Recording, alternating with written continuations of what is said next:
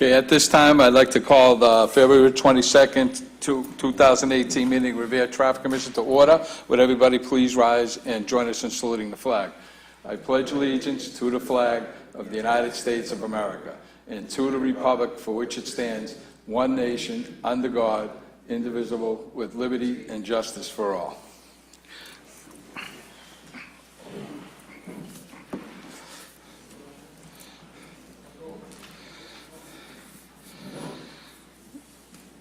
Okay, we're going to start off with our request, and item number 1 is to amend Schedule 11 of Title 10 in regards to handicapped person parking areas by adding the following locations.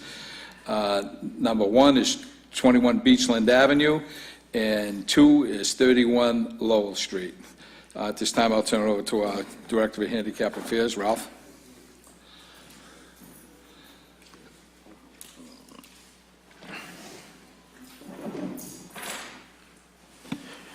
These are the 2 locations that I just wanted to put on, so they'll be set for a public hearing for next month. So these are the applications that we just got, so this will be the first step. Okay. Do I have a motion before us to order this to a public hearing? All those in favor? Aye, the ayes have it. Move to a public hearing. Item number 2 is a request from Julie DeMauro, who would like to address the Traffic Commission to request a public hearing to amend Title 10 by adding the attached bike ordinance. See attachment 1 that's attached to our packet. Julie, will you please come to the... Julie DeMauro, Healthy Active Living Coordinator for Healthy Community Initiatives Office. Just asking for a public hearing to change the schedule, Title 10, by adding some bike ordinances and also a schedule of our current bike lanes, bike boxes, and bike paths that we have. If you go to the last page of your packet, you will see just the different terminologies that we will be using with the expansion of bike infrastructure in the city. And then also just to recognize that the city will be following the Mass General laws regarding cyclists across the city as well. Okay. Any questions by members of the committee? Seeing, hearing none, do I have a motion before us? All those in favor? Aye, the ayes have it. This will be sent to a public hearing. Item number 3 on the request is Council Novoselsky request to amend Schedule 8 of Title 10, parking restrictions generally by adding the location is Hitchborn Street. It's on the easterly side, coming off of Lee Burbank Highway to Franklin Ave, and he's requesting that a no parking anytime sign be installed at that location. Council Novoselsky. Thank you, Mr. Chairman, members of the Commission. Ira Novoselsky, 53 D. Hone Street, Ward 2 Councilor. This came to my attention through a constituent that lives in a neighborhood and comes off Lee Burbank Highway at around 80 Hitchborn Street, and from where the used car lot is up to Franklin Ave. And since we put the parking there and kind of restricted to only like 5 or 6 cars, I've noticed that cars coming off the highway do speed, there's no question, even though they're not supposed to, but cars coming up from Hitchborn, from Shirley Ave, they're actually almost butting heads, with cars parked on both sides. And I even noticed it's worse when we have a snowstorm and there's snow up there, because again, they can't get to the curb because people are still allowed to park up there. And there is very, very tiny space for sometimes one car, and I'm afraid that even a fire piece or an ambulance couldn't get through there at one particular time. So this constituent came to me just a couple of weeks ago and brought this to my attention. He's here today to kind of support this, and hopefully we can get a public hearing on this and move it along. And it's definitely a public safety issue. Thank you.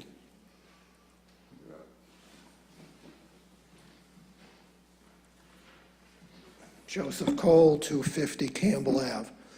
I'm the one that brought it to his attention. The problem also is you come off the highway, people coming up Hitchborn, it's a blind lip. They can't see you, you can't see them till you're almost on top of each other. Compounding it, the Franklin Ave traffic has no other choice. It's just a bad intersection, and it was only about, I'm guessing, 10 years ago that the parking on the easterly side was even added. So it's just a street that just doesn't have width for 2 lanes of parking and 2 lanes of traffic. And it's in a bad spot. So if it's decided to do this beyond the no parking sign, could there be some yellow painting done too? That would really grab the attention. That's what I have to say. I do have one unrelated question that I'd like to get an answer to. With permit parking, and the stickers designate your street, can somebody that doesn't live on that street that has a permit parking, can they park on your street? Adjacent, when they corner each other? Okay, because Walnut Ave parks a lot on Campbell Ave, and I wasn't sure that was good or not. Okay, that's all I have to say. Thanks. Chief? I believe it's 5. Yeah. Well, 80 Hitchborn has their own parking lot, and the house next to it has spaces for 4 cars. So where those other cars are coming from, I don't know. Do I have a motion from the members? I have a question. Nick? We're talking about eliminating the parking on the side where Franklin Ave comes in, or on the other side? Franklin Ave side, where that wall is. On the Franklin Ave side? Yeah, where the wall is, yeah.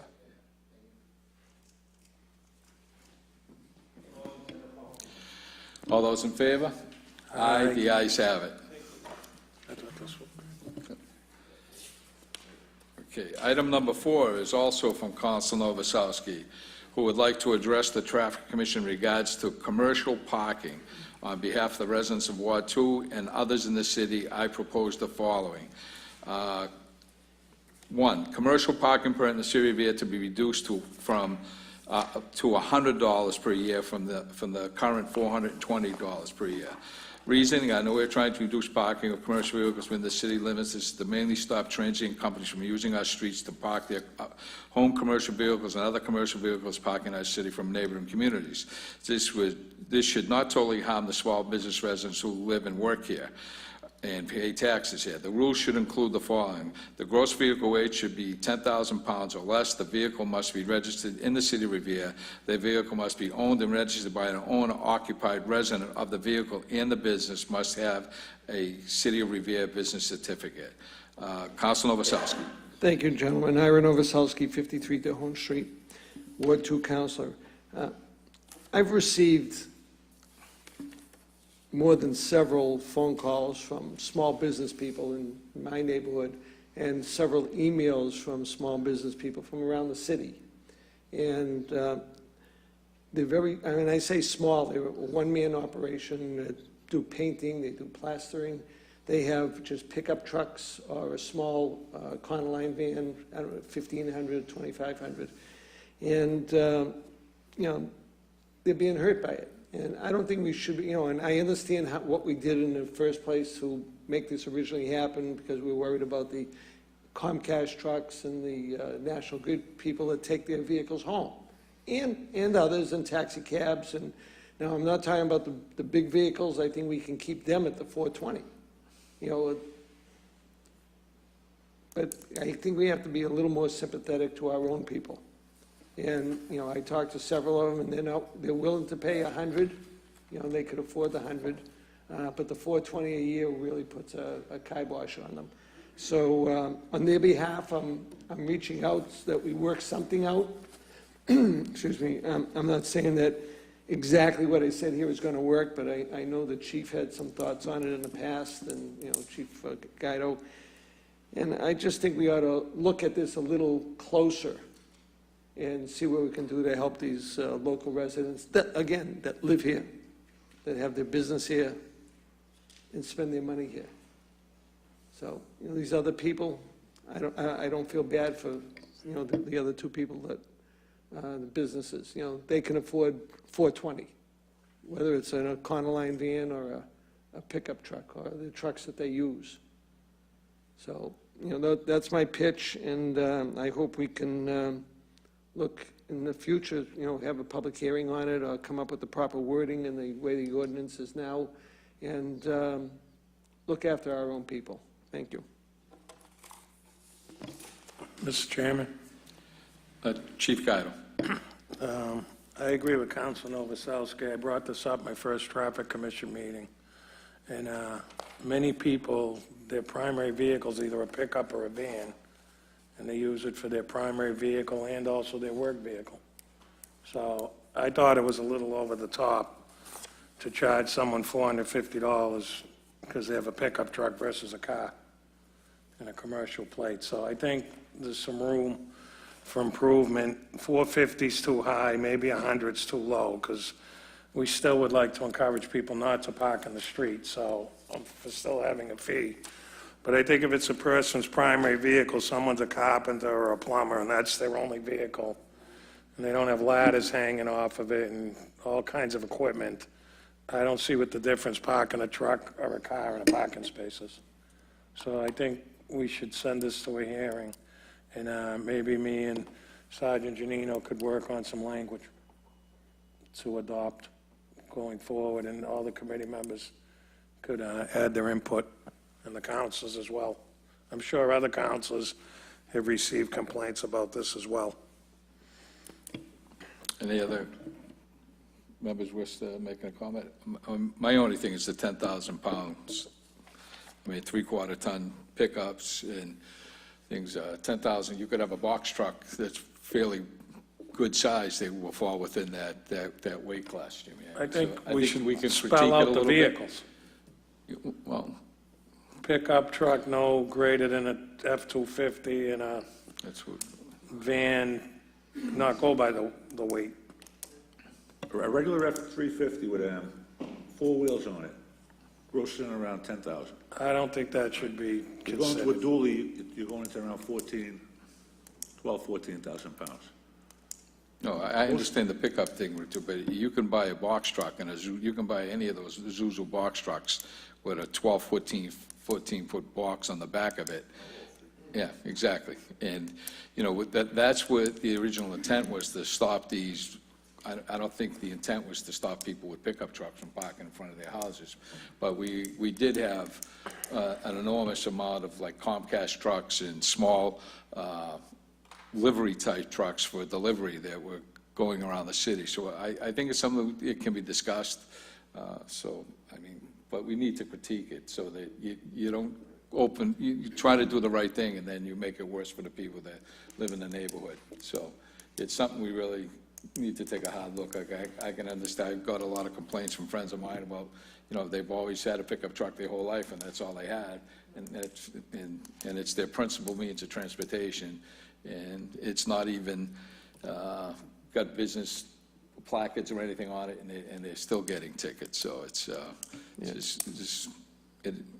something we probably should deal with in a certain fashion, but I don't know what that answer is at this point, so I think we should order this to a public hearing and see where it goes from there. Well, first, I'd like to see, have the chief and the sergeant get together and come back with their own ideas and recommendations, how to find a middle ground here. Because there's some work that we could do to make this a little bit more effective. Mr. Chairman, one simple amendment would be to just exclude pickup trucks and a van so big, not box trucks, a regular van. But And that would probably cover almost 80% of the it needs to issue. be spelled out properly, yeah. It should be spelled out. Okay. But I agree with the chairman, where this isn't for box trucks and moving truck, just someone who, their car's a pickup truck or a van. The original intent in this here was for the people with more than one. All right, we had a guy Washington Avenue with 5 vans down there, and they all fell under the 10,000 pounds, and they were parking them all over the side streets and stuff. And the original intent was to get the people with more than one vehicle Yeah, this up on the hill, too. off of the streets. Allow them to take one vehicle home. So we gotta tweak it up somehow in that area. Mr. Chairman, I know we've been, the council's always been aggressive on commercial vehicles parking in the city, the livery, the taxi cabs, the oversized trucks, and I say oversized, I just used 10,000 as a guide because I thought an F-350 was about that gross volume weight. And we have to also include, the dual wheels in the back, and if we want to limit, some of the things I heard from other people was about limiting what they have on their racks parked overnight, with the number of ladders and the 2x6s for walking boards, and, not to allow them. If people want to do it, they have to unload their vehicle every night. Because you see some of these small vans that these painting outfits have, and they got, 4 or 5 ladders on top of them, with staging and everything else. And I think that's what we're looking to exclude. We're not looking to exclude, somebody with a pickup truck. That's their principal means of transportation. Right, if it's a painting company and it's not registered at that location, a large, like Robert Pan, I just use his construction company they have smaller vehicles, but, it's a major company that has tons and tons of vehicles that park on the street, and they shouldn't be. Yeah, we had that problem up on the hill here with Comcast. We had, That's right. they were going to one location, meeting there in the morning. Parking the vehicle overnight. They're leaving a commercial vehicle overnight, and during the day, they've got their own personal vehicles they're taking up the spaces. So you have an area that's congested to begin with, and parking's at a premium, and they've taken up, 10 spots, 24 hours a day, at least 5 days a week. And then if the van's there all weekend, now, it's a real inconvenience for the people that live in the neighborhood, and, nobody likes to see commercial vehicles parked out in front of their house when they're trying to do the right thing to keep their value up. So I think we need to look at it and need to critique it, but we'll just have to see what the sergeant and the chief come up with. Just keep in mind, zoning ordinance allows no more than one commercial vehicle in the driveway. So if somebody has 2 commercial vehicles, they could park one in the driveway, and under One on this the street. ordinance, one on the street. Is there a limit on the size of that commercial vehicle on the private property?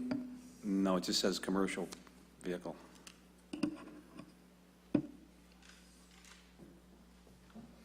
Okay, do I have a motion to send this to a public hearing? Motion to send to a public hearing. All those in favor? Aye, the ayes have it. Mr. We'll order to a Chairman. public hearing. Thank you. Redraft that public hearing? Mr. Chairman, should we draft something up so when we, Yeah, I We think have to we should advertise. probably, have something you can So- pass out to us so we can take a look at it before the meeting, and if we have any questions, we can. so when would the public hearing be? After the next traffic commission meeting? If you, Yeah.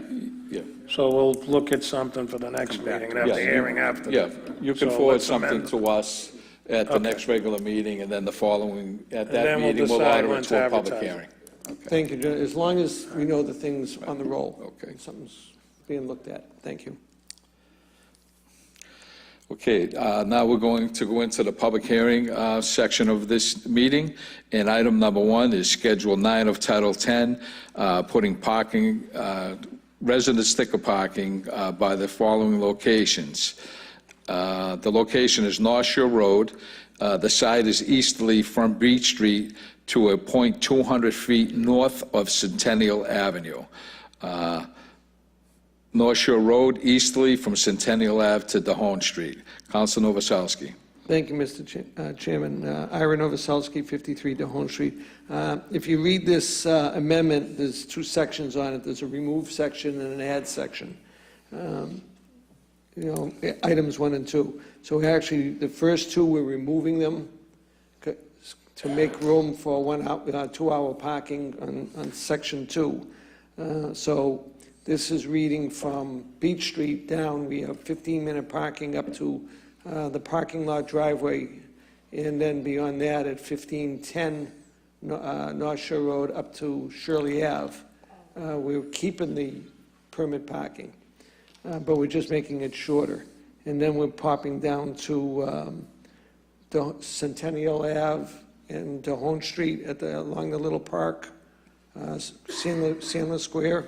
We took the meters out of there, and we're making it 2-hour parking. So that's, parts, items 1 and 2. And then when you go down to number 3, it's a parking restrictions generally. For North Shore Road, from Centennial to Dahone, removing 1 hour and putting in 2-hour parking. What we're doing, gentlemen, is accommodating not only the new businesses that are down in that neighborhood, we're also accommodating the local residents with permit parking, expanded permit parking, where we took out the meters, and it's a larger package than just one item. So if you want to take them individually, but they're kind of all mixed in together. So that's where we are for now. So what you're asking for is to remove the current time restrictions that it are and replace it with 2-hour 2-hour parking, parking for correct. all these Right, areas. Right, it's Sandler Square, right by Jamie's new building, that block up to the driveway going for 7-Eleven. Then you have 15-minute parking. Then you jump over Shirley Ave. Then the permit parking stays at that point. And then you got the 2 15-minute parking spaces by Beach Street and North Shore Road. That you want removed and put 2-hour parking in there. No, that's, No, all that we're doing stays. is, right now, the book says resident parking all the way from the corner up to Shirley Ave, Oh, from I Beach see. up to Shirley, so plus it also says 15-minute parking, so Right, yeah. they're countering each other. So what I'm doing is taking out the permit parking at the 2 parking spaces and shortening it from 1510 up to Shirley Ave. Okay. So it's basically 2-hour parking that we're doing from Shirley Ave down to Centennial, and a little beyond in Centennial across from Alice. Okay. Any comments from members of the board? Motion to approve. Do we have a second? All those in favor? Ayes, the ayes have it. Thank you. Item number 1, 2, and 3. Okay. And 4, okay. Item number 5 is to amend Schedule 11 of Title 10, handicap persons parking areas by adding the following locations: 85 Stanton Avenue, 141 Lincoln Street, 14 Thorndike Street, and 136 Fenley Street. Ralph, would you care to weigh in on this for us, please? Thank you. Sure, I'm sure everybody got my email with my recommendations. If anybody has any questions on it, I could answer them. For the edification of the public, Ralph, so 85 Stanton, are we approving or disapproving? My determination is to not approve.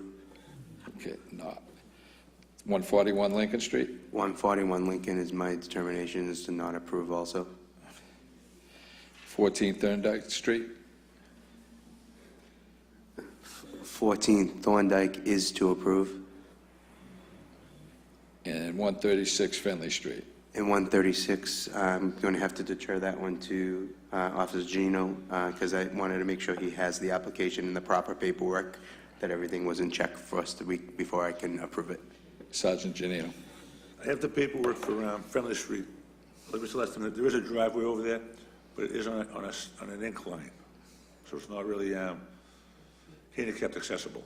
So I recommend we approve that one there also. Okay.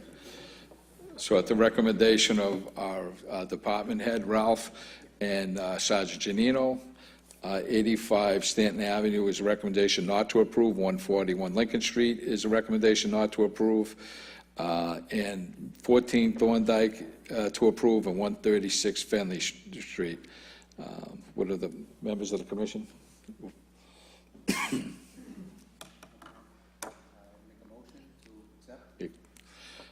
Okay, there's been a motion to accept the recommendations as by both our department heads and our chairman of the traffic, Officer Janino. Do I have a second?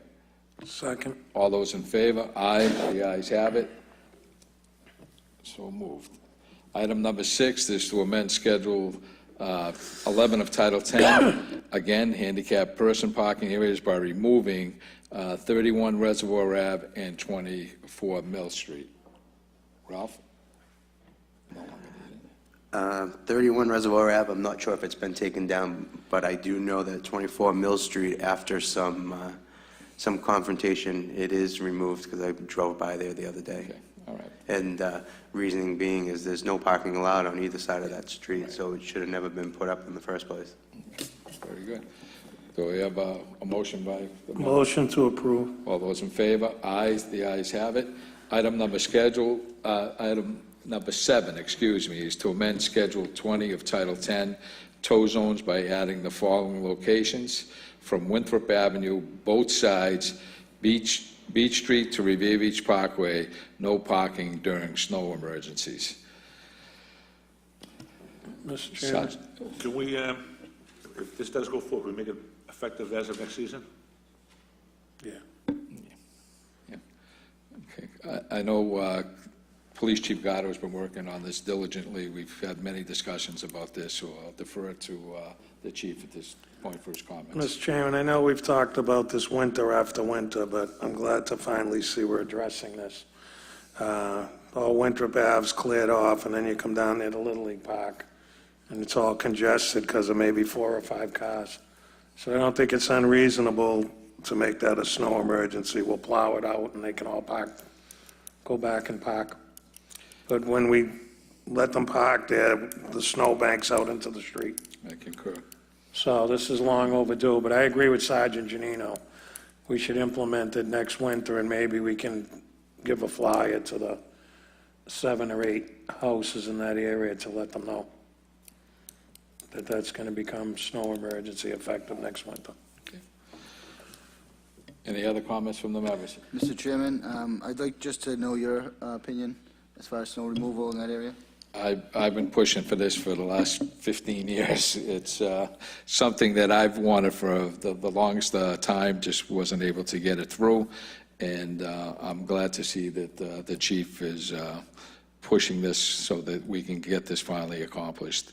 Winthrop Avenue is a major thoroughfare through our city. It is very congested in certain locations, and there's no difference between Winthrop Ave, Park Ave, some of the other streets that we do have this this snow emergency issue, and I think Winthrop Ave is more critical that it gets done because the street is actually narrower than most of the other emergency arteries that we do have within the city. So I'm in full favor of moving forward with this recommendation by the chief.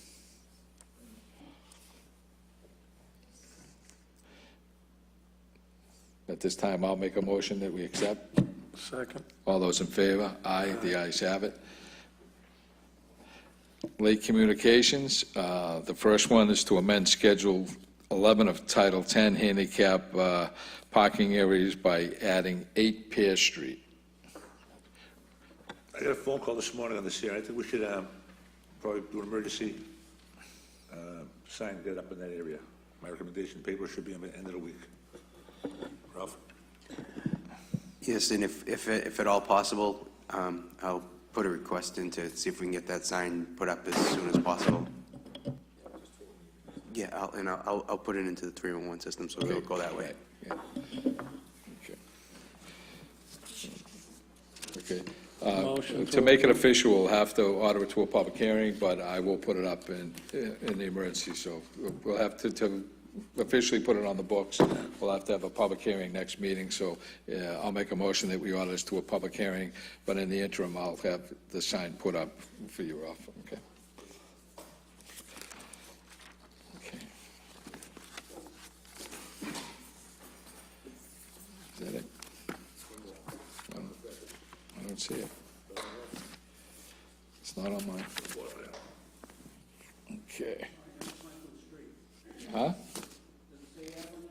I didn't have it on, it's cut off of mine for some reason.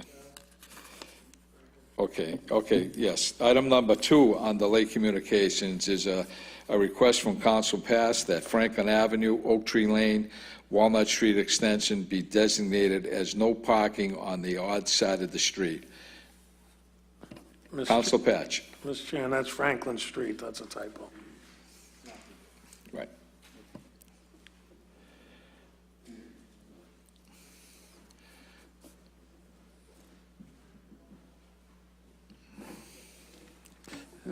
Councilor Charlie Patch, Ward 6, 44 Johnny Road. This was brought to our attention at the North Revere, was brought up at the North Revere Neighborhood Group, and I just want, if you could just forward this, if you could forward it to the next meeting. I still want to get some more input on it, Okay. and I didn't know it was going to be heard tonight. He has to. It's got to change. No, schedule the next traffic meeting, and then we can go forward after that. Okay, so you want to schedule for the next council meeting, not a public hearing the next council meeting, or you want to order to a public hearing so we can approve it at the next meeting? I think you just put it to the your next traffic council Okay, put it meeting. in the agenda. Yeah, okay. Okay, at this time, I'll make a motion that this request from Council Patch is put on the agenda as a request for no parking on the odd side of the streets on Franklin Street, that's a typo in that, Oak Tree Lane and Walnut Street Extension. Do I have a second? Second, all those in favor? All approved, so voted. You got any real late ones, Chris? Okay, Mr. Chairman, if I may. Councilor Novoselsky. One quick thing, I know you talked about Winthrop Ave, I want to bring up an old issue.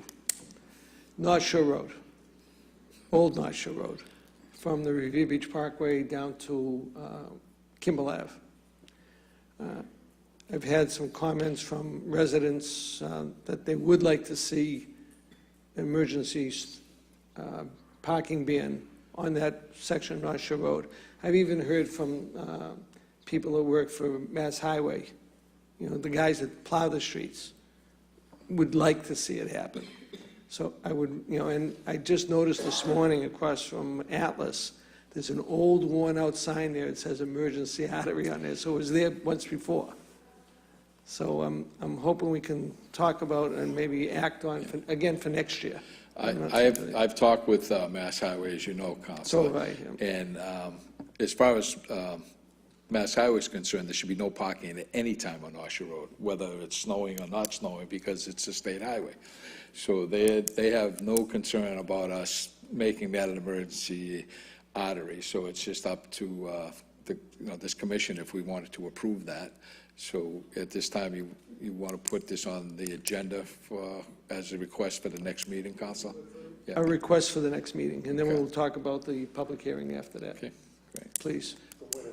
From Revere Beach Parkway northbound to Beach Street, Beach Street, yeah. Yeah, because the fire end's the not a whole problem. length. Yeah, The whole length. No, well, one side's no parking anyways. right. So it'd be the easterly side of North Shore Road. Want to take it down to the circle or just the Beach Street? No, that's after Kimball Ave, you know, there's no parking at the island anyway, so after Kimball, it's wide open there anyway, so it's. Okay. Thank you very much. Any other comments from members of the Mr. commission? Chairman, I agree with the council. That's another area I don't know how it I agree. change from snow emergency to non-snow emergency. I've never understood that. I've talked to Mass Highway, like I previously said, as far as they're concerned, they'd be happy if we never allowed cars to park on that Right. 365, so Right, it's. but they understand that Yeah. it's a residential neighborhood, Right. and they're not going to enforce the no parking, the prohibited on state highway rule. They won't. Right, but if we pursue put that. snow emergency up, we're going to enforce that. Correct. Yeah, exactly, Okay. right. Correct. Exactly. So that'll be another, if we're going to send it to a public hearing, we should at least notify the few houses in that area, so. We're going to bring it up, the request, at the next meeting, then have the public hearing the month Okay. after that. And you'll let the neighbors know? And we'll advertise it. Okay? Thank you. Do we have a motion? to place on next month's agenda. Agenda. Second? Second. All those in favor? Aye, the ayes have it. Any other questions from the commission, or? Mr. Chairman, since we're making great progress on snow removal, should we put on the agenda for next month to discuss making Endicott Ave one-way in the winter? Or should we wait for that? I've We've spoken. talked about it for Yeah. 15 years. No, I agree, Jim. I talked to Council McKenna, and I guess she's coming up with a plan to do not just Endicott Ave, but multiple streets in Okay. that area. So I will give her a call and try to move this thing forward, because I'm of the opinion that it shouldn't just be during the winter. If you're going to make it a one-way, you need to do it all the time. I mean, that becomes a real issue for us, especially when that gate is closed, as you know, Jim. Okay. You know, so we're looking at other aspects of how that one-way on Endicott Ave is going to impact the rest of the neighborhood. But I have one more thing, Mr. Chairman. We met this morning on the festival. It's not till September 8th, but we're going to move the closure up to Winthrop Ave into Beach Street, so it'll maybe a little less congestion on Winthrop Ave, up on Beach Street, Central Ave, so we close the footprint a little Okay, great. to open that up more, but I'm sure that'll have to come before the commission. Okay. Very good. Okay. Thank you, Chief. Any issues, any communications that members would like to move forward at this time? Seeing and hearing none, do I have a motion to adjourn? I have a motion to adjourn. This committee will reconvene at 5:15 for a joint session between the Revere Traffic Commission and the Malden Traffic Commission regarding traffic signalization and pedestrian safety at the Roseland development at Overlook Ridge. Till 5:15, everybody will be back. Thank you.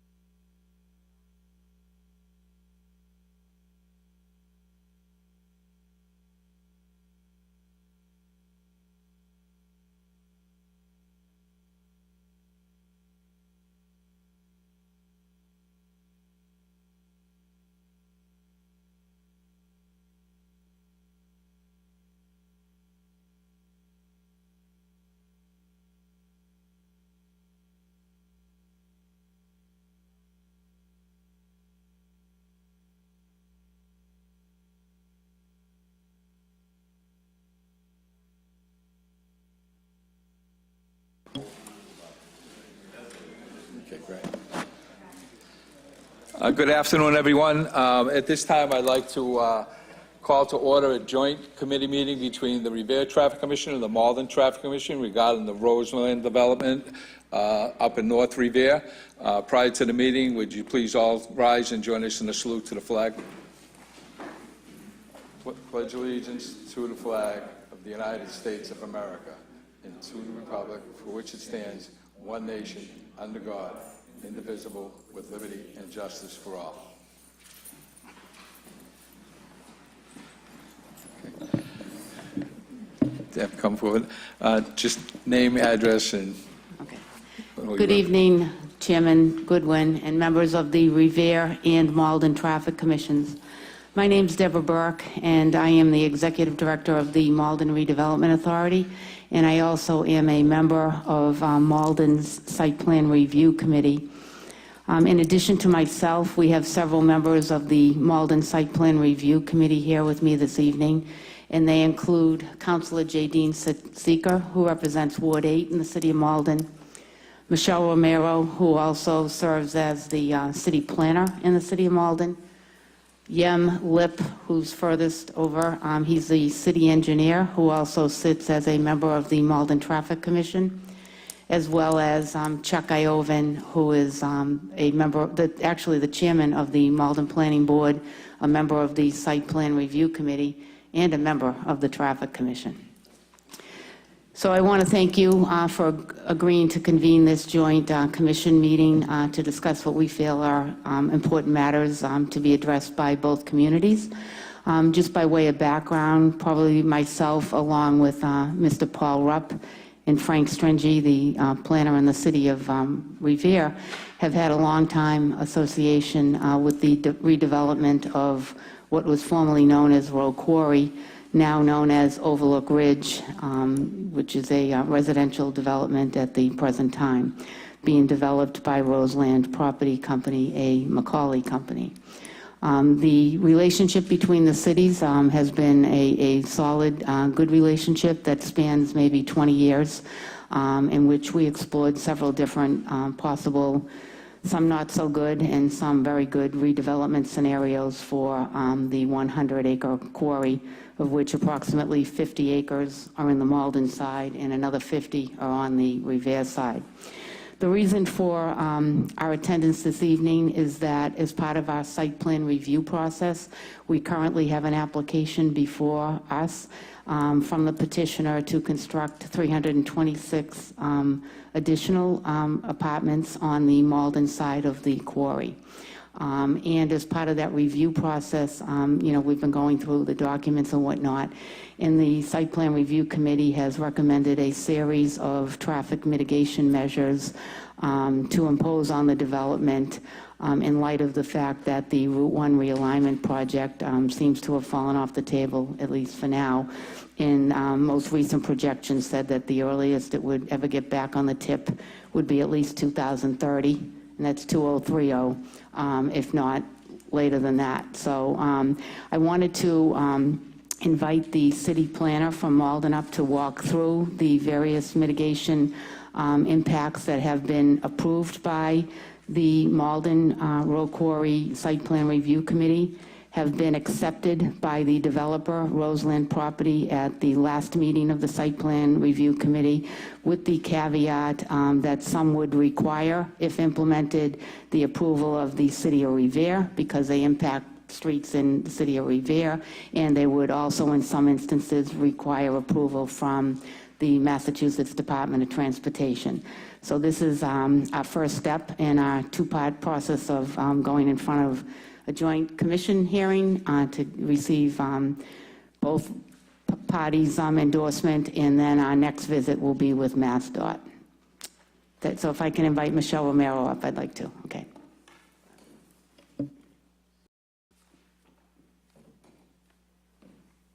Thank you, Debbie. My name is Michelle Romero. I'm the city planner for Malden. And as Debbie just outlined, we are here before you to discuss the recommended mitigation for traffic and safety impacts of this project. As Debbie also mentioned, This project, or this current portion of the project, which is 326 units, is currently under review by the Malden Site Plan Review Committee, the Row Quarry Site Plan Review Committee, excuse me. We held the first public project review meeting back on November 29th, 2016, and we've had subsequent meetings in January of 2017, January 18th of 2017, January 31st, 2017, February 28th, 2017, October 3rd, 2017, January 23rd, 2018, and most recently on February 6th, 2018. The committee has repeatedly tabled its review and decision on this particular proposal to allow the developer the opportunity to provide updated and current traffic and safety impact information, to give the city the opportunity to review that information and to evaluate whether the traffic and safety impacts will be adequately mitigated by this developer. The master plan for the project that was approved by both our cities has always contemplated a direct connection to the site from Route 1. In the package of materials that you have that was distributed in advance, and we also just distributed paper copies, you do have a copy of the most recent master plan. It's dated 2015. It looks like this. I think it's the last page in the package. Of paramount concern, as Debbie mentioned, is the fact that the Commonwealth of Massachusetts has indefinitely delayed the Route 1 corridor improvement project.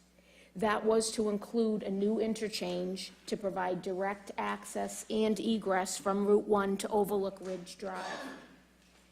As Debbie mentioned, the state does not expect to fund this project in the near future, and in fact, the project is no longer a priority on the state's long-range traffic improvement plan. Nonetheless, we're here before you to discuss the traffic impacts and safety concerns on local roads in both cities that must be mitigated.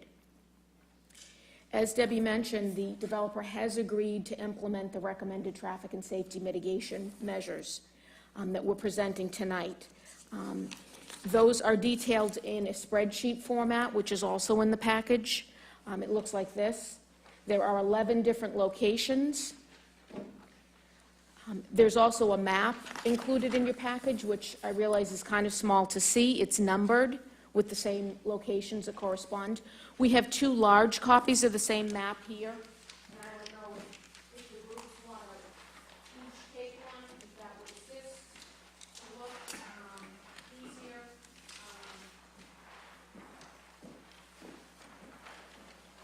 Maybe a little easier than a small map.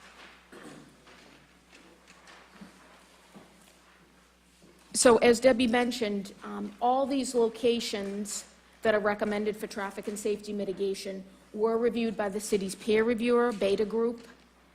All of these measures are recommended. The committee has requested that the developer attend this joint meeting, and I will thank you again for convening this. I appreciate your time and attention for this. We're here to present these proposed traffic and mitigation measures, as Debbie said, for review and approval. We will be going to the Mass DOT for review and approval of those intersections and locations for mitigation that require Mass DOT approval. But we will be going after we hopefully successfully receive your approval. Finally, I just wanted to mention, as the city is, I'm sure both cities are aware, the project is subject to the Massachusetts Environmental Policy Act, the MEPA review, and it is governed by special review procedure certificates issued on August 16, 1999. For the record, there was a final impact report and certificate issued on November 15, 2002, and notice of project change certificates issued on July 1, 2005, February 6, 2009, December 22, 2017, and that is under EOEA number 11971.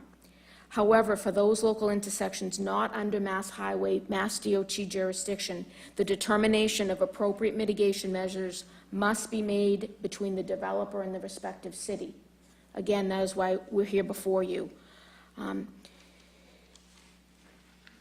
After this meeting and going to the Mass DOT for its review and approval, the Malden Row Quarry Site Plan Review Committee will reconvene and consider the pending development proposal. I want to mention, or I would like to reference, if any of the members of either commission would like to see any of the traffic impact data that's been submitted by the petitioner, I do have copies of that. We also have copies of all the MEPA filings, as well as the notices of project change and certificates that have been issued. We didn't include that in your packages, but we do have copies of everything. I will pause. I don't know if there are any questions or you want to begin to go through the list. If you would like me to take you through the list, I can do that. Or, it's up to the chair. There are a couple of the items before we do that. I should have mentioned that you also have in the package that relate to the improvements. One is the signal concept plan for the Overlook Ridge Drive Salem Street intersection. Along with that, you have the signal warrant analysis for that intersection. You also have a cost estimate for that intersection that the developer has, that the developer has presented. And you also have in that package the Route 1 sign and pavement marking plan, the Mass DOT sign and pavement marking plan from 2017, which is also one of the items. So I'll pause. I don't know if there are any questions or how the chairs would like to go through the list. Okay. At this time, I'll open it up to members of the commission on either side. I see that Chief Guido here is... Hello, Chief Guido. Hello. I'm confused. I know Council Patch made a council motion to have some sort of pedestrian activation at this location, but I don't know how Malden got involved in signalization in a Revere intersection. I'm just confused. Is that as a result of Council Patch's motion? We did receive a copy of that. It was a letter from Frank Stringy that we received that detailed that particular intersection improvement that you're referencing. Just give me a moment to find that. If I can just, back in August of 2017, this commission approved a recommendation for a pedestrian-activated traffic signal at that intersection as a result of Councilor Patch and residents up in the area requesting the need for pedestrian safety. So that's the letter you're referring to. Yes. So these other recommendations, the recommendations for full signalization, did that come from Roseland's engineer, or was that by your peer review beta group? That was through the peer review process. Our city peer reviewer looked at the entire corridor, including that intersection. And whereas that is the only way to get in and out of the site, a large portion of the site is in Malden, that intersection was looked at. We reviewed all the intersections that were originally identified,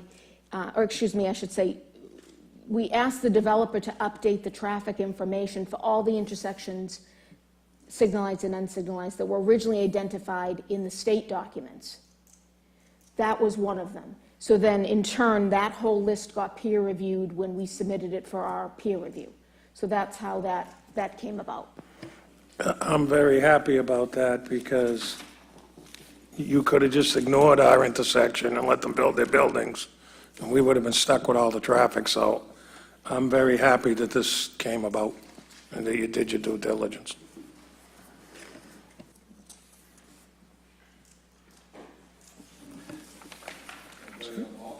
On the Malden side, wishing to weigh in.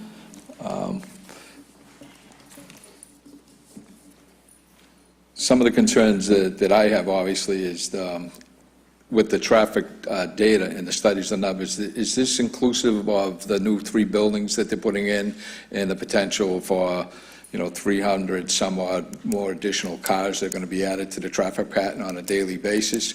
Or is this just something that is from the data of what is existing there presently? We did ask the developer to update all the traffic information, so it's for what's existing on the site and there are almost 1,600 units on the site, and including the new 300. The additional 300, Yes. so It's that- not just for the So it'd be a 300. total of 1,900, 2,000 units that this traffic study was conducted on. I believe that that's around the number, right. It did include the entire project to date. Mr. Chairman, one question I have, do you expect both traffic commissions to weigh in on each one of these 11 measures and give you a recommendation of what, that we approve them or not? I think the way that we understood, whereas some of the intersections are in Malden and some are in Revere, although I think we might all agree that there is mutual impact, regardless of the exact location of the intersection. We would like the appropriate traffic commission to weigh in based on location.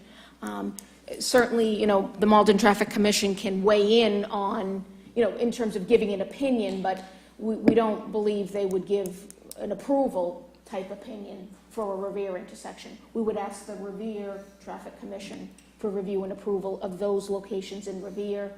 Of course, you're welcome to weigh in on some of the other locations, but again, that would, I guess, be a sort of advisory opinion.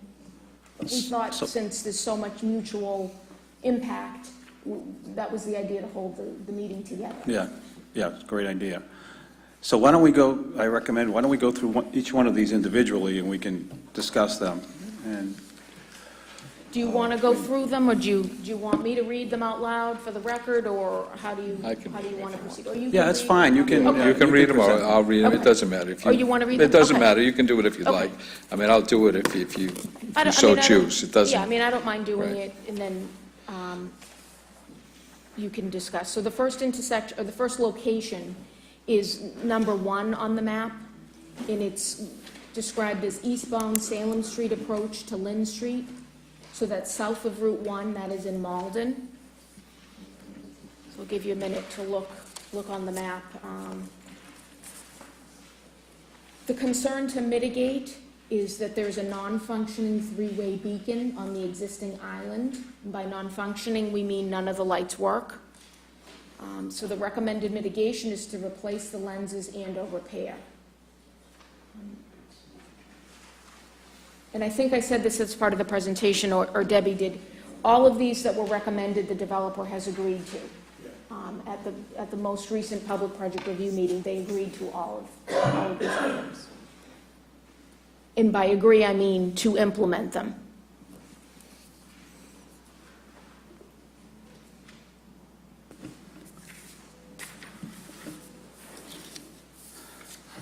yeah, I would agree that definitely is, that recommendation has to go forward.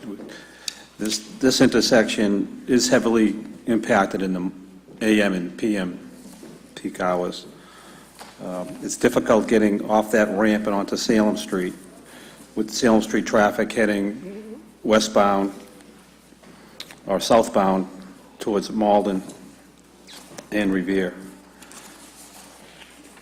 So we need some kind of traffic measure control there to slow down traffic.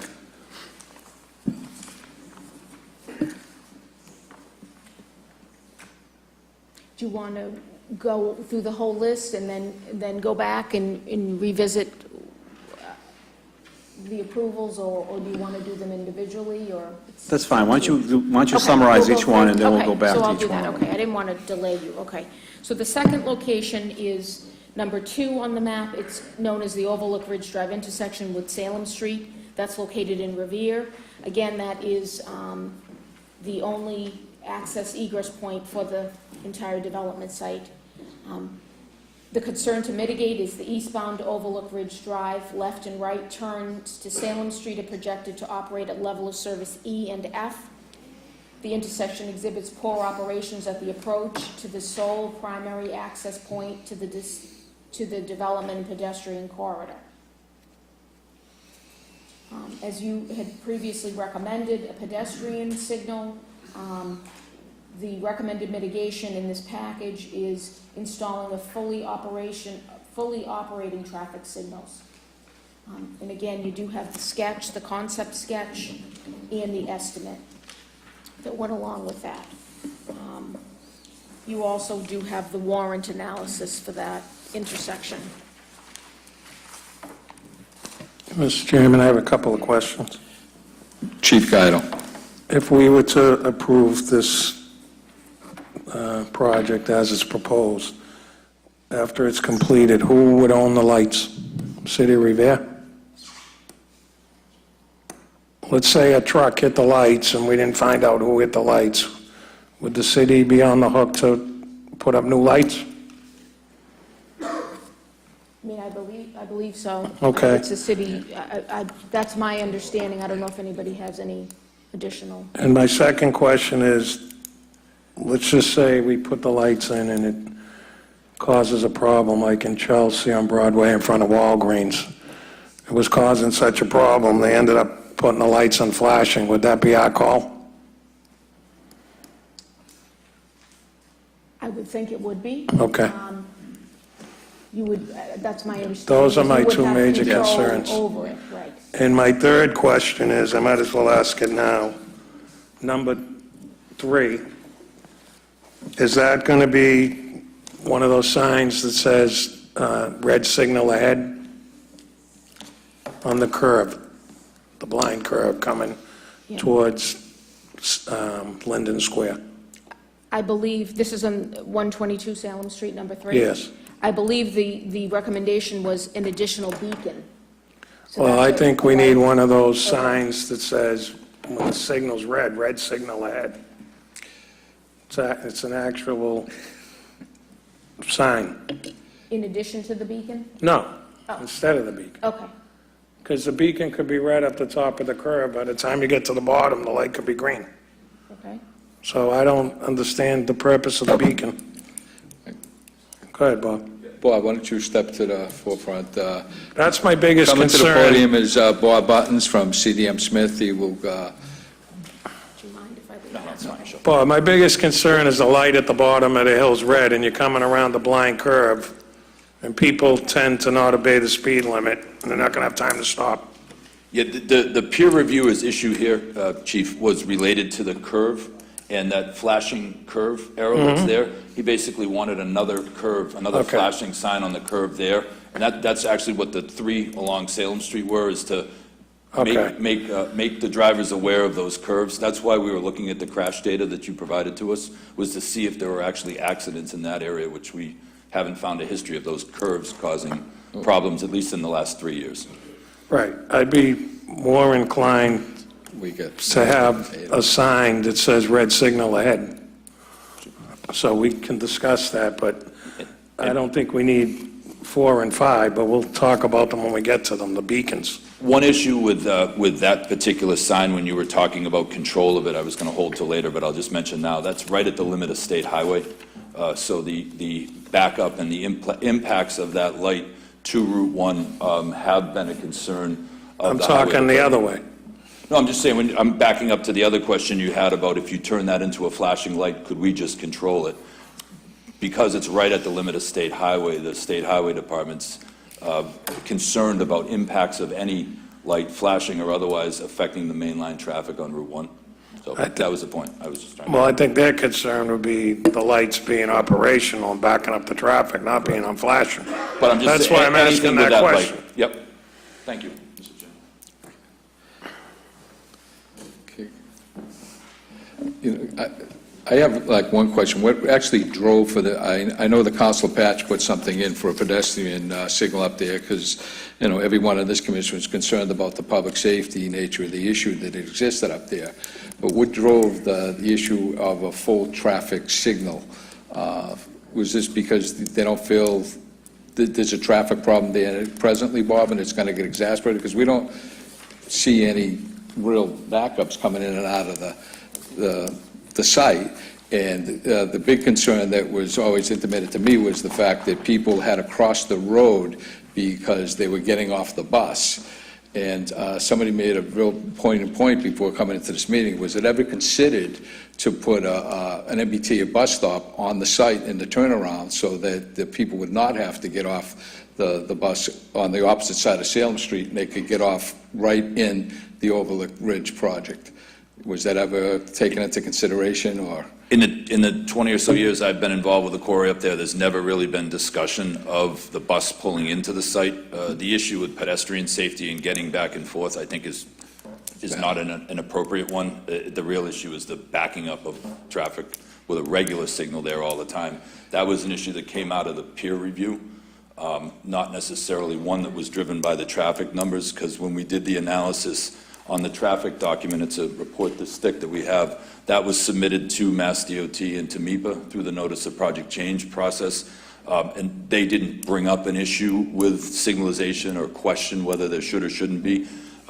We didn't specifically say we want to put a signal here. We analyzed it without a signal, and it met the traffic requirements at that point in time, so. It did, without the signal. Without the signal. Right, well, that's what I'm kind of getting at. Stopping at 1,900 I get units. it. If you go beyond that and it's more, it's a different traffic analysis, but based on the analysis that we did, it didn't require a light. And in fact, we looked at crash data again. There were 3 accidents that were reported on Overlook Ridge Drive in that 3-year period, and one of them was in the parking garage. So we don't have a history of accidents occurring as people are trying to make that movement. Yeah, So I mean, these, you know, the numbers are always funny, Bob, but I have some accident-related data for that whole stretch, not necessarily in the front there.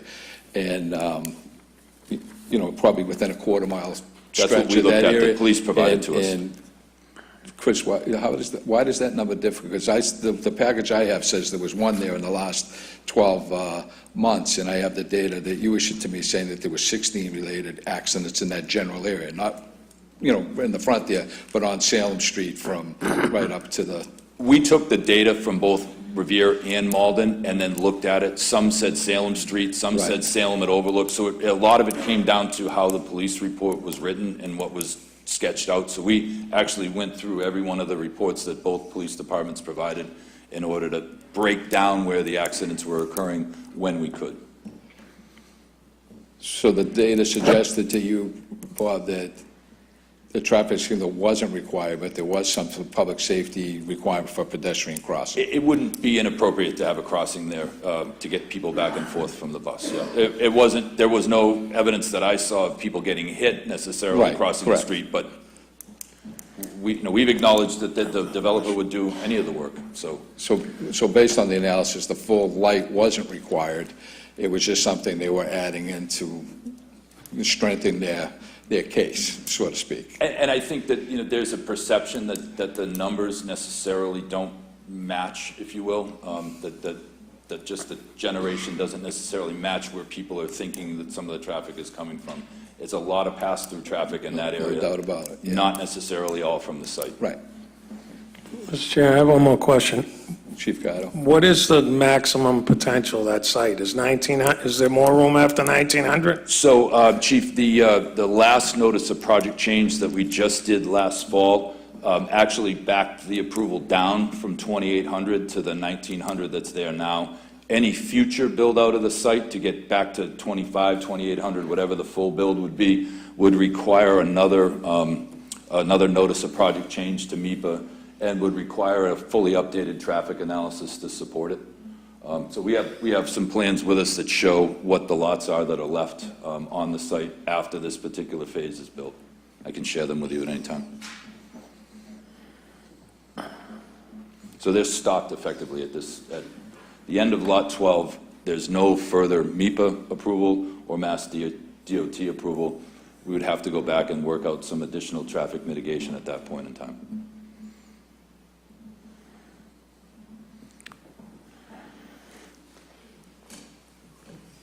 Mr. Chairman, Chief?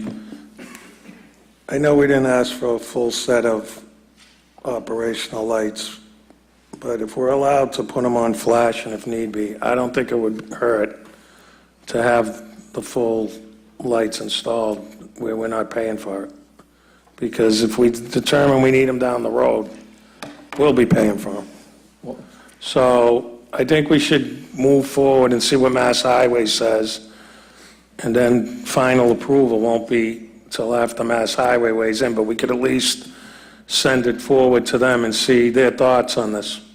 Well, it's before them now, as I read in the package that was sent to me, right? We have already gone before Mass DOT with the notice of project change and the traffic information. What the Road Quarry Site Plan Review Committee in Malden, I think, was saying was that they wanted to go back again and re-review the information with the benefit of both cities being there. I would say that in the past, in the full master plan and when the master plan had the site fully connected to Route 1, there absolutely always has been a signal on Salem Street, but it's been more in front of where the fire station is, where the future connection to Route 1 would go. Frank, I know you were part of those discussions. Not necessarily in the location it is now.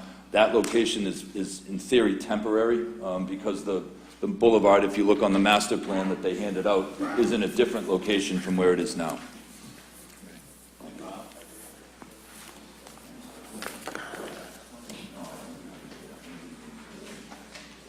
We have more, if you'd like us to hand them out to everybody. I have the small one. Site as it exists now, chief, this is the building that they're talking about, all that stuff is built. In the end of the day, there will be cities there because it would connect in. There's just a wall up of Salem Street right out front with the signal and the crosswalks. Do you have an extra, what We you have handed 20, out? yeah, Okay. just, we're handing them out now, Michelle. What are you handing out? The same thing? A rendered plan to help folks understand what's built at the site now and what is proposed with Lot 12, as well as a blow-up of Salem Street showing where the light is and what the queuing and weaving distances are for the cars on Salem Street. Thank you. I also have a full-size plan if anybody wants to see a full-size sheet too. If I could add, I'm not a traffic engineer. Our city peer reviewer could not be present tonight. He had a prior commitment. Yem Lip, who is our city engineer, has some traffic engineering experience, but I do want to call your attention to the Warren analysis sheet. And it's my understanding that several of these analyses were met, so a signal is warranted. Warrant 1, Condition A, minimum vehicle volume warrant is met. Warrant 1, Condition B, interruption of continuous traffic warrant is met. Warrant 1, combination of warrants 1A and 1B is met. Warrant 2, a 4-hour warrant is met, and Warrant 3, a 1-hour warrant is met. So it's my understanding that the signal is warranted. And this was actually presented to the Road Quarry Site Plan Review Committee by the developer's engineer. So that's my understanding, that this supports the request for the full signal. So if I could, yes, Mr. Chairman, Ms. Romero is correct that some of the warrants with respect to the traffic volumes and whatnot were met, but part of what you look at when you look at the warrant is not just the number, but also the geometry of the road and where the ramps and the curves and that type of thing are. So just because you have a number of vehicles, it says right in the MUTCD manual that just because you trip a warrant doesn't necessarily mean you automatically install a signal. So that, I just wanted to clarify that one point. Well, Mr. Chairman, that's... I might add too, I'm sorry, Mr. Chairman, the developer has agreed already to put in a signal, and we're not really arguing about a signal at all. It's really, is it in the right location, and will it create more safety issues than it will solve? That's I think, the question. Right.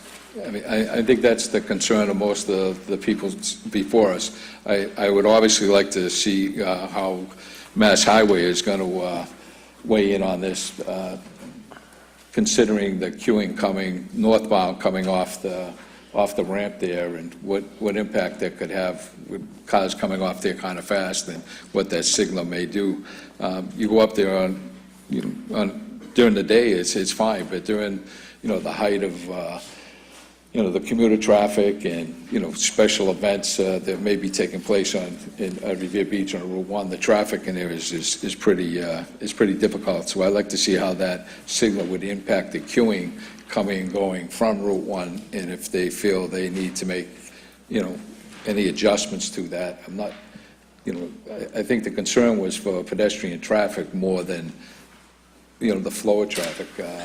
We do know there's a problem up there, and my opinion, I could be wrong, I'm not an engineer, I'm not saying that, but if you're stopping cars for X amount of minutes when there's no flow coming in and out, what is that going to do to back the traffic back into Linden Square and beyond? So that's the concern that I have with that I signal. agree, Mr. Chairman. This package includes a pedestrian actuated signal also, but the concern, obviously, as you mentioned, is how does this impact the flow of traffic on Salem Street and add further backups down to Linden and further up Salem Street? So right now, it flows pretty good through that intersection, but to add another interruption in there could just make things worse further down in both directions.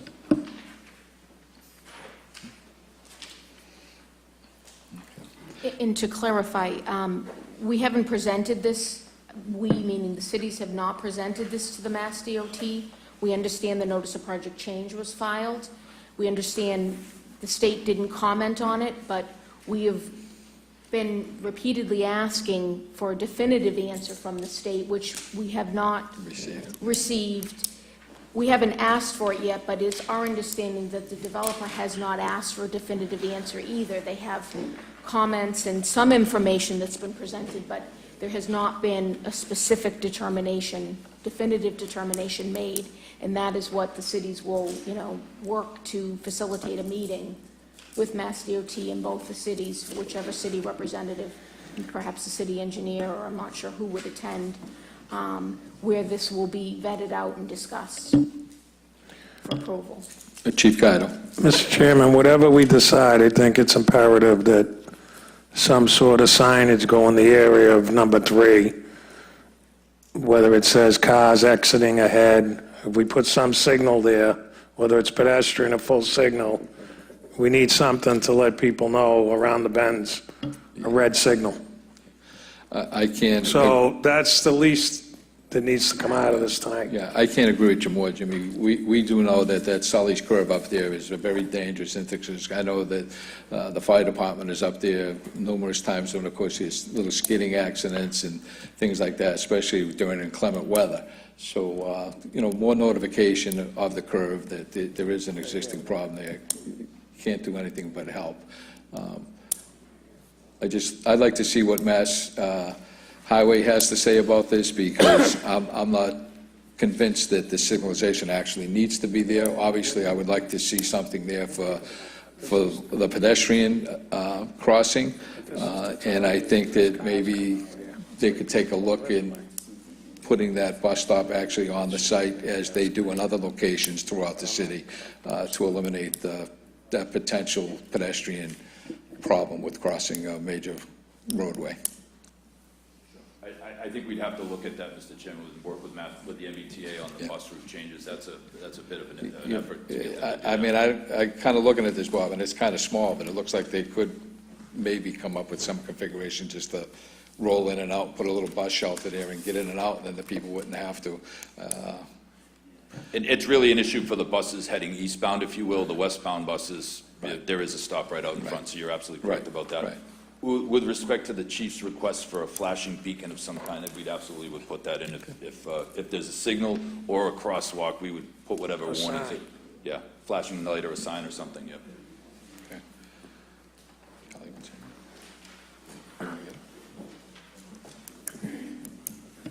Do you want to move on Yeah. to the next, or? Do you have any council patches here? I just want to see if you want to weigh in on this at this time. Coming before the podium for the viewing audience is Council Patch from the Ward 6 area, who represents that area. Thank you, Mr. Chairman.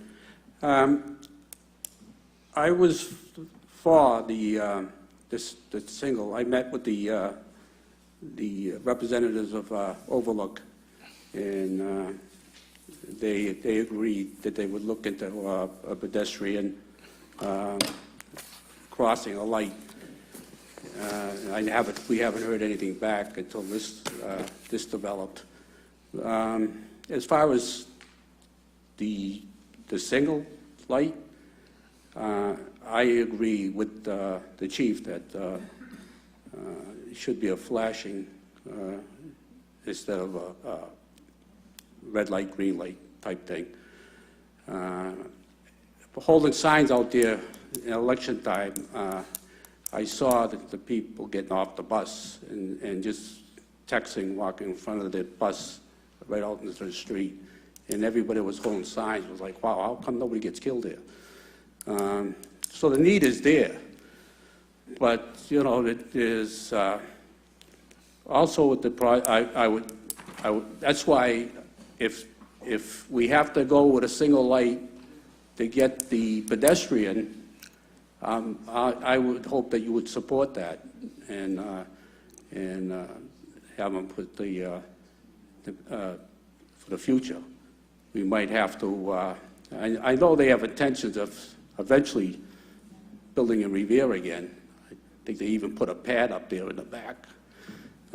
I'm watching. So luckily, they can't build in Revere until they build that hotel. So that's why they pick on Malden, keep throwing them on Malden. But again, if we, as far as the traffic light, you know, I'm for it. But again, keep it on flashing until it shows that we need the need for the people coming in and out of Overlook. You could always put it on cycle. Thank you. Councilor Janino. Coming before the podium is Councilor Janino, who is an at-large council from the city of Revere, and she represents the entire city. Councilor. Thank you. Also here to support my colleague, Councilor Patch. I think that adding any red light, green light type traffic signalization at this location at this time is just not necessary. You know, the pedestrian traffic is there, but I think it's at peak hours. It's there for your morning rush hour and your evening rush hour. So I think to have a regular traffic signal there all day long would just back traffic up more. And if anyone's tried to traverse that area coming from Washington Ave, you know how much of a nightmare it is getting from Park Ave to Saugus Center. So I think that at this time it would be very premature to, if it was installed, have it function in that way. However, if, as Councilor Patch mentioned, it was set up to flash or signal in that way, I think that would be fine for pedestrians, but just a little bit too much at this time. However, if the project ever does expand commercially and retail like it was originally supposed to, and that 50-50 came up and we got some more commercial development and retail in that property, Revisit it, yeah. maybe that would be an option, but right now the traffic, I think, isn't sufficient to justify that being a working traffic light all the time. So, thank you all. Thank you, Councilor. If you come to the podium, please identify yourself, the viewing audience, please.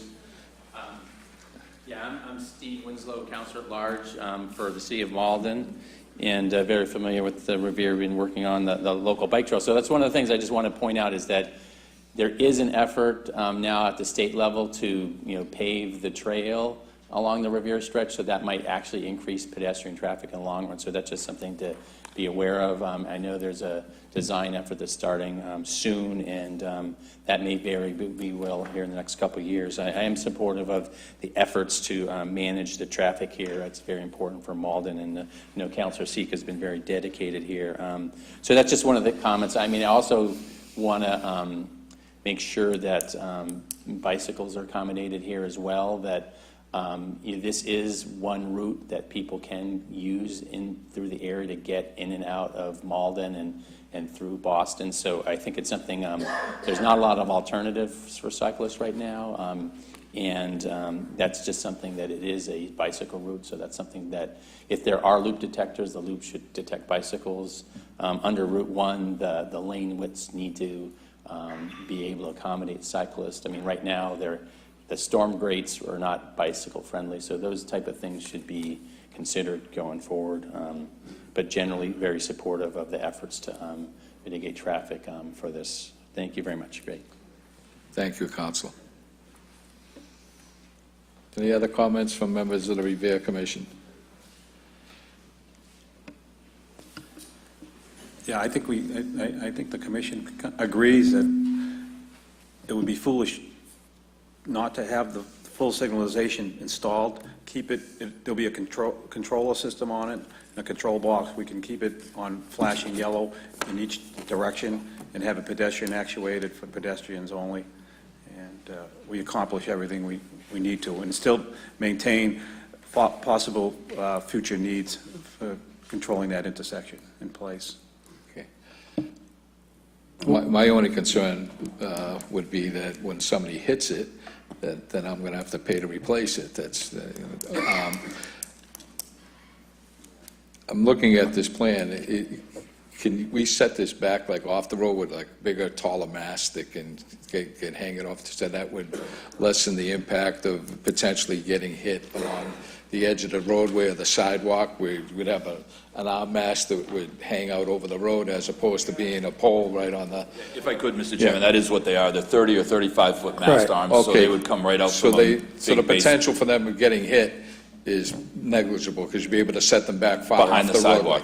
Behind the sidewalk. Where's the control box going, Bob? That's the big ticket I'm not sure item. we worked out that particular detail, Can we honestly. keep that in an area where it's least likely to be hit?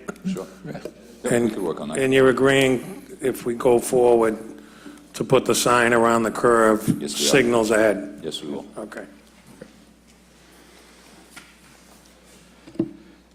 Any other people in the audience wishing to weigh in on this proposal? Councilor Seeker from the city of Malden. Hi, thank you. I just wanted to also echo the chief, and I'm sorry, I don't know your name, but I too travel this street daily, driving my son to school. Taking a left onto Salem Street to get on Route 1 is a nightmare. I honestly don't think at this time a light at Overlook Ridge Drive and Lynn Street is going to do the trick, but I also think that if they're willing to give us one right now, we don't know what is going to happen when we have an extra 326 apartments down the line. When we discuss in a few minutes, Michelle's going to come back up and talk about a couple more intersections, Lynn Street at Beach, Washington, Wesley, and Beach. We're looking to upgrade those sets of lights so they speak to the set of lights in front of Overlook, so we can keep that traffic flow through Linden Square, Wesley, Washington, all that. So I do think that we should push this forward to Mass DOT, see if it gets approval. If it does, I am absolutely 100% okay with it flashing yellow. I think that it would be great, and if the time comes where we have to revisit it and look, and you decide that it should be a full signal, then so be it. So, thank you. Thank you, Councilor. Any other people from the audience wishing to participate? Seeing her none. Members of the Malden Commission, would you like to weigh in, or just standing by the proposal as it's written? Mr. Chairman, if you wouldn't mind, I have one question for Councilor Giannino, Councilor at Large Giannino. Were you saying that you'd like to see it flashing throughout the course of the day, but at the rush hours that it be engaged, or be it pedestrian engaged? I wasn't exactly clear what you were saying. No, I think that it should be flashing all the time until, in the future, if we ever need it to turn into a functioning, Until a full-function working traffic light, light. then you're all Yes, set but with that. currently, the rush hour is the only time that there's, heavy foot traffic there right now. But I don't think it's necessary at all at this time with the amount of construction and everything that's going on there, and to have a fully functional traffic signal. Okay, no, thank you. I just Yeah. wasn't sure. I was taking notes when you had mentioned something about maybe a couple times during the day Yes. that would be warranted more. Yeah. Okay, thank you. Thank you. The only other thing I'd say, Chair, is that we've actually had a, You want to make a motion? Okay. Councilor Stringy? Go ahead. Oh, okay, I'm sorry. Okay. thank you. I'll be brief. The only other thing I say is we've been reviewing with the petitioner quite a bit, and as has been presented, we've been working with them for almost 20 years, and they've done a great job. But the nature of the area there has changed in that it was always presumed that there would be an exit onto Route 1. Now we have to deal with the fact that that's not going to happen, and everything's going to flow through that one entrance. The site plan that was passed out is great, but it hasn't been updated. It's still reflecting a different entrance than's there right now, and we just need to do. Excuse me, Bob? That plan, if I could, reflects the entrance that's there now. The grade shown on the plan that we just handed out. The site plan, the master plan? Yeah, it shows the Overlook Ridge Drive as it exists now. The area that's in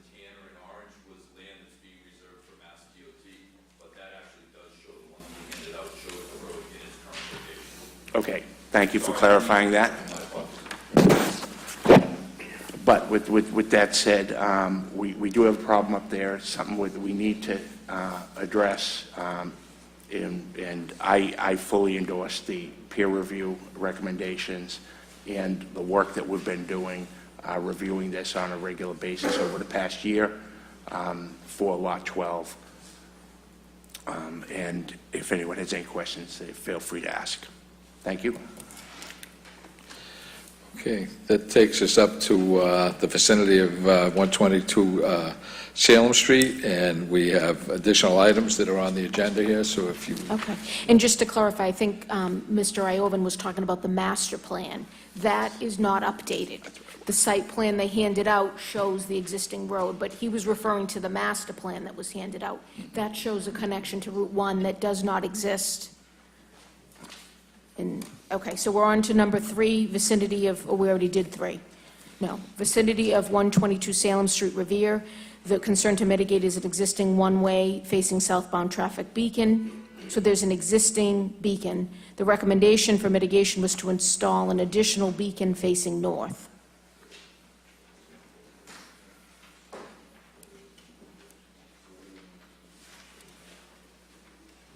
Do you want me to continue on? Or okay, so I'm trying to, I don't mean to delay this. So 4 and 5, we can maybe take together. Salem Street, Liberty Avenue, Revere, and Salem Street, Fenwick Street, Revere. There is the concerns to mitigate several severe horizontal curves that impair vision. The recommended mitigation is to install a two-way beacon at each of those curves, one at each of the curves.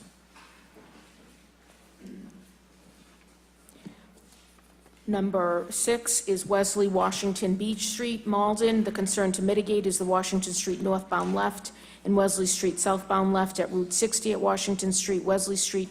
The intersection will degrade from level of service D to E. The recommended mitigation is to upgrade signals, new controllers, remote timing, sequence plan, and to coordinate with area signals. For location number 7 on the map, that's Lynn Street and Beach Street. The intersection is in Malden. The concern to mitigate a poor and degraded level of service and delays. The recommended mitigation is to upgrade signals. That would mean new controllers, remote timing, sequence plan, and coordinate with area signals. Location number 8 is Route 1 southbound off-ramp at Salem Street. That is also in Malden. The concern to mitigate a poor and degraded level of service and delays. The recommended mitigation is to add stop signs at eastbound and westbound approaches.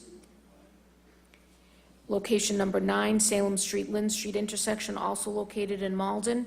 The concern to mitigate is the eastbound traffic approaching Lynn Street encounters long delays due to the left turn and right turn. Traffic currently approaches Lynn Street in one lane. The recommended mitigation is to install Mass DOT sign and pavement marking plan of 2017. You have a copy of that in the package.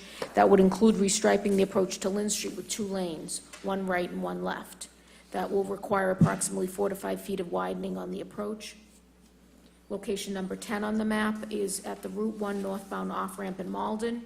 The concern to mitigate is the northbound left and right turn moves are delayed by eastbound and westbound traffic. The recommended mitigation is to install stop signs on northbound and southbound approaches. And then finally, you have location number 11 on the map, Lynn Street, Wesley Street intersection, Malden. The concern to mitigate is that the Wesley Street westbound left-right approach is at level of service F for all analysis periods. Major delay is caused by the left turn. The recommended mitigation was to eliminate after testing the impact to adjacent intersections. There's a question for clarification. Is it that the left proposed for elimination is the left off of Wesley or the left lane on to Lynn's, on Lynn Street? So there's a question about that. So those are the 11 locations.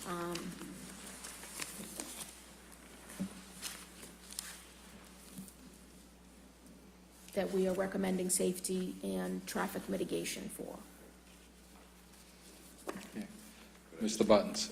Could I just provide a couple of pieces of information and clarification with that? So on item number 3, the additional beacon facing north, this is the curve as you're coming from the site heading eastbound towards Saugus. There's a flashing yellow light and there's a curve light that flashes. What they were suggesting is there isn't something on that corner coming in the other direction. There are flashing yellow beacons. I drove through there tonight. There isn't a sign that has a curve on it that's lit up, but there is a beacon facing the other way. So the peer reviewer was looking at trying to make it obvious that there was a major curve regardless of which direction you're coming in. So that's what that beacon is. It isn't another stoplight or anything like that. It's just a flashing yellow light so folks can understand what's going on. Likewise with 4 and 5, there's 2 additional horizontal curves. They were looking for additional beacons basically between the curve and North Marshall Street for both of those 2 horizontal curves that exist there. With respect to 7, the intersections, we absolutely, 6 and 7 actually, we had agreed at the last meeting and meeting before that, I believe as well, that we would replace those controllers and integrate them if there was a signal put up, so that there's no issue as far as the developer has with adjusting those controllers and looking at timing. There might be some small improvements we could make with timing of the signal that we would be willing to work with them on. For number 8 and number 10, those 2 stop signs, that's within the Mass DOT right away, so those are putting up stop signs for people coming on and off Route 1. That's another situation where it's a Mass DOT highway, so we would need to work with them to get approvals. That striping plan that you have that was provided in the package, Mass DOT, as you may know, milled and overlaid that road last summer. They didn't get a chance because of the weather to do the striping, so the plan that you have is actually Mass DOT's plan to stripe that once the weather breaks.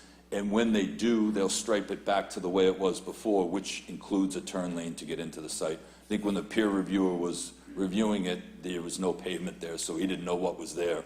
We actually got that plan from Mass Highway to show that they were in fact going to restore the striping and the markings to the condition that they were in before. And that widening was done during phase 1 in order to make the lane, so the widening isn't required now. There's enough room there for 2 lanes because they were there all along. So I just wanted to clarify those couple of points. Just one more question, Mr. Chairman, either to you or Michelle. So number 11, is the peer review looking to eliminate that left-hand turn from onto Wesley Street? It was a little tough for us to figure that out because that left turn causes issues for folks trying to make the turn, but it was unclear, is it a left turn off of Wesley? Because the buses make that turn to come around and get to the stop at Linden Square. So that would, depending on which direction that we were looking at, that would probably require T approval or working with them to figure out, is it a buses only left-hand turn, for example? So that was clarification from the peer reviewer. I have seen, and I'm sure everybody who lives in North Riviera area, and Councilor Patch and Councilor Janino have seen it, that you're trying to take that left turn on from Salem Street or Lynn Street onto Wesley Street, but that signal at Linden Square gets backed up all the way to Lynn Street. You're stuck in traffic, and sometimes it causes a logjam of traffic. Cars can't go north to south because everything is backed up all the way to Lynn Street. So maybe eliminating that left turn there would solve some problems. Mr. Chairman, Chief Guido. I just want to add one more thing. Mass Highway is part of the repaving project. I've been working with them for a year. They're supposed to be widening the Copeland Circle off-ramp to 2 lanes. And hopefully that'll make less people get off on Lynch Street and they'll stay on Route 1 and come off at the ramp if we get that straightened out. So there is a plan, and I believe it's a change order to the present project. I'm trying to get 100% confirmation, but I've been hounding them monthly to get that done, is why they're here. Because it backs the cars all the way up onto Route 1. Thank you, Chief. Any other comments from anybody wishing to weigh in on this issue at this time? Hi, my name is Paul Capizzi. I'm the city solicitor for Revere, but I'm also a resident of North Revere. If you look at the map at number 9 and you go a little south where it says Lynn Street, I live in that sort of the cluster of houses east of the word Lynn Street. So I drive this route every day, coming to City Hall and coming home from City Hall. What I haven't seen mention of, and maybe it wasn't worthy based on the traffic studies, is if you look at intersection number 7, the way motorists can avoid driving Wesley Street and stopping at the stop sign at number 11 is to go to number 7 and take a right. I see that a lot coming off of Washington Ave and Revere, and I see that a lot coming up Squire Road. Rather than take the right at number 6 to get onto Wesley Street to then get onto Lynn Street, they'll go up to Linden Square and take the right there, forcing everybody at the stop sign to have further delay. And then the light at number 7 turns green, allowing the traffic to continue north, and you can be trapped there for quite a while. I don't know what the solution is to that problem.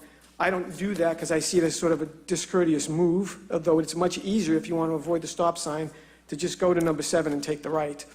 So I don't know if having no right-hand turn there between 3:30 and 6:30 when the rush hour is might, I know that'd be difficult, I imagine, for the Malden Police to enforce, and I don't know what the answer is, but I haven't seen that addressed. I've noticed it's been increasing more and more over the years than it has been in the past. Every day when I go home, I can see a number of motorists, rather than get onto Wesley Street, just go, take a little bit of the left, get to the right, take the right turn on the red, and cause everybody on Wesley Street to delay that much further. And then you can sometimes have a backup right across Squire Road, creating a little bit of a gridlock. It doesn't happen all the time, every time, but it has happened with a great deal more frequency than it used to. And I noticed there's no mention of that at all in this report, and I just wanted to raise it as a citizen who lives over there and drives through there every day and has noticed that, and it's strictly on the Malden side, I understand. But I just wanted to raise that because it hasn't been addressed. Thank you. Any other comments?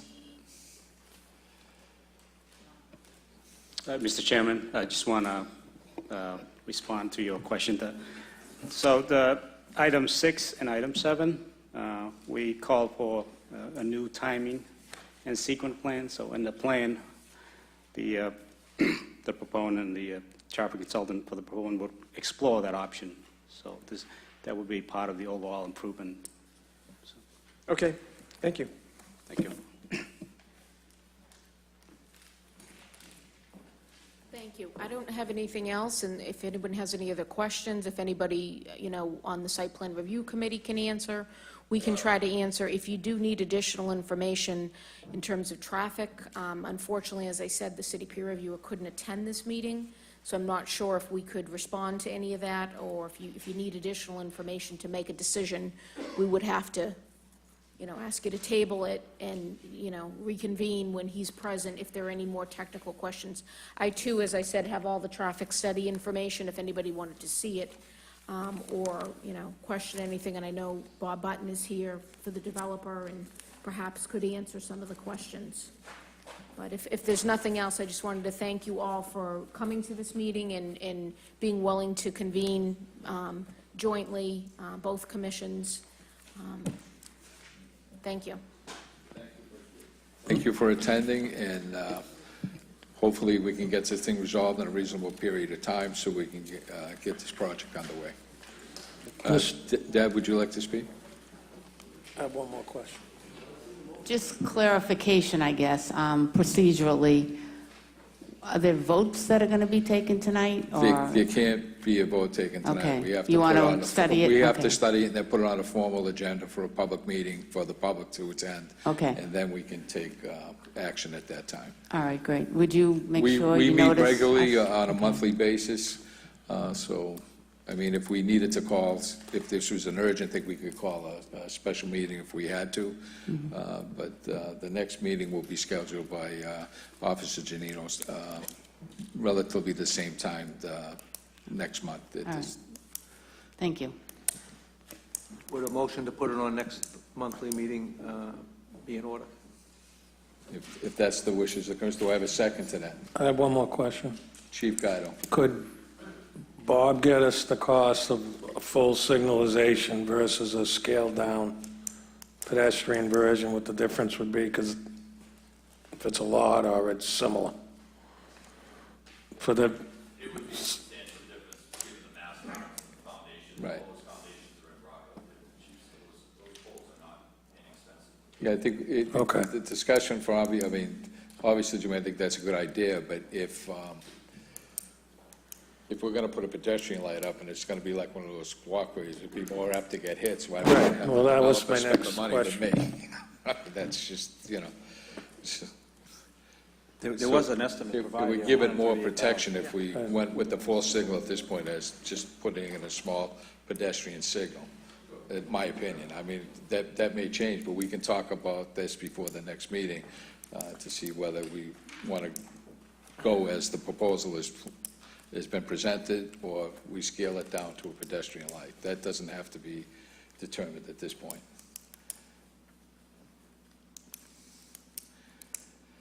Any other questions? Anybody else wishing to comment? Do I have a motion from the floor to adjourn? Do I have a second? I have a motion to adjourn from Chief Bright, and I have a second from Nick Reistrom and James Gatto. And, we'll move forward. All those in favor? Ayes. The ayes have it. We're in adjournment. And once again, thank you all for attending, and I appreciate the efforts on behalf of the Malden Traffic Commission.